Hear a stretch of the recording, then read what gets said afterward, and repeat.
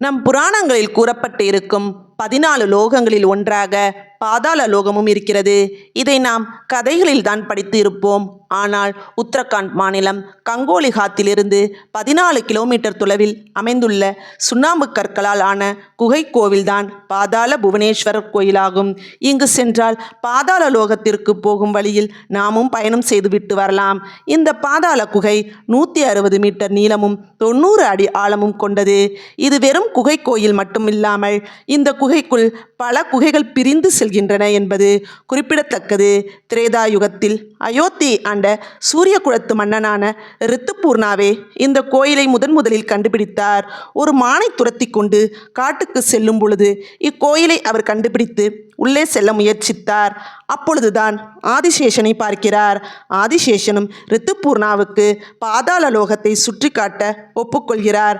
அப்படி அவர் பாதாள லோகத்தை சுற்றி பார்த்து முடிப்பதற்கு 6 மாத காலங்கள் ஆகிவிடுகிறது.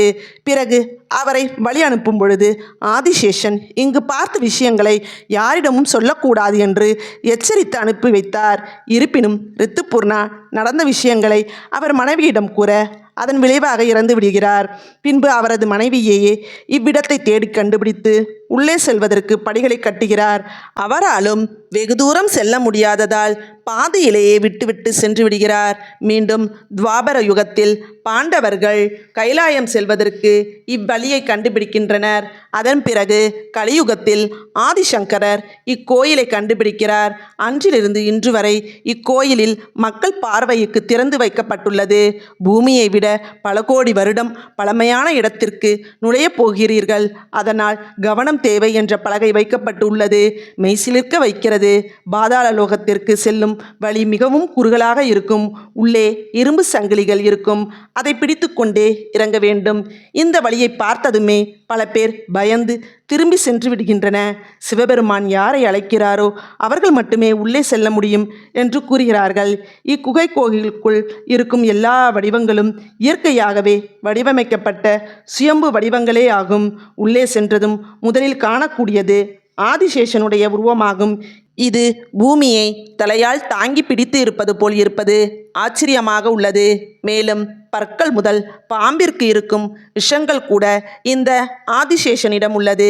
உள்ளே செல்ல செல்ல பாம்பின் முதுகெலும்பு போன்ற அமைப்புகள் உள்ளன. அங்கே இருக்கும் மிகவும் குறுகிய குகையான சேஷாவதி குகையில் இச்சாதாரி நாகங்கள் வசிக்கின்றன என நம்பப்படுகிறது.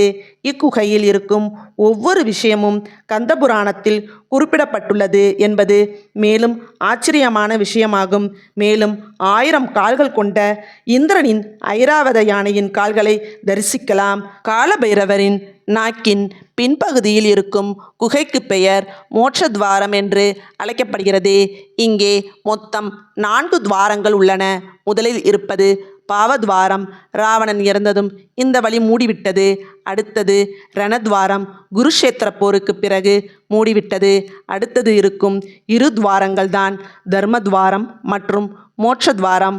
மோட்சத்வாரத்தில்தான் சித்தர்கள் போன்றோர் நெஞ்செலும்பை தளர்த்தி உள்ளே சென்று மோட்சம் அடைவார்கள் என்று கூறப்படுகிறது. விநாயகருடைய வெட்டப்பட்ட உடலும் இங்கேதான் இருக்கிறது. அதற்கு மேலே இந்திரலோகத்தில் மட்டுமே இருக்கக்கூடிய 8 இதழ்களை கொண்ட பாரிஜாத மலரும் அதில் இருந்து சொட்டும் அமிழ்தும் நேராக வெட்டப்பட்ட விநாயகர் உடலில் படுவது போல அமைந்து இருப்பது ஆச்சரியமாக உள்ளது. இங்கு உள்ள அனைத்துமே இயற்கையாகவே உருவானது. பகிரத மன்னன் தனது சாப விமோசனத்திற்காக கங்கையை நோக்கி தவமிருந்து பூமிக்கு வரும்படி அழைக்கிறார். தான் பூமிக்கு வந்தால் அந்த வேகத்தை பூமி தாங்காது, அதற்கு என்ன செய்ய முடியுமோ செய்து கொள் என்று எச்சரித்துவிட்டு கங்கை பூமியை நோக்கி பாயத் தொடங்குகிறது. இதனால் பகிரதன் சிவனை நோக்கி மனமுருகி வேண்ட சிவபெருமான் கங்கையை தனது ஜடாமுடியில் முடிந்து பாதாள லோகத்திற்கு விட்டு கங்கையை கட்டுக்குள் கொண்டு வருகிறார். அந்த பாதாள லோகத்தில் விடப்பட்ட சிவபெருமானின் முடியை இங்கு காணலாம். அந்த முடியில் இருந்து சொட்டும் கங்கை நதியின் நீரை காணும் பொழுது உண்மையிலேயே மெய்சிலிர்த்து போகும். இந்த முடியை தொட்டு பார்த்தால் உண்மையான மனித முடியைப் போலவே இருப்பது மேலும் ஆச்சரியமான விஷயம். இந்த முடியில் குழந்தை, இளமை, முதுமை என்று சொல்லப்படும் 3 பருவங்களின் முடியையும் தரிசிக்க முடியும். ஆதிசங்கரில் வழிபட்ட சிவலிங்கத்தை இங்கு காணலாம். அந்த சிவலிங்கத்திலிருந்து வீசும் ஒளியை மனிதர்களால் தாங்கிக் கொள்ள முடியாது என்பதால் செப்பு தகடு வைத்து மூடியிருக்கிறார்கள் என்று கூறப்படுகிறது.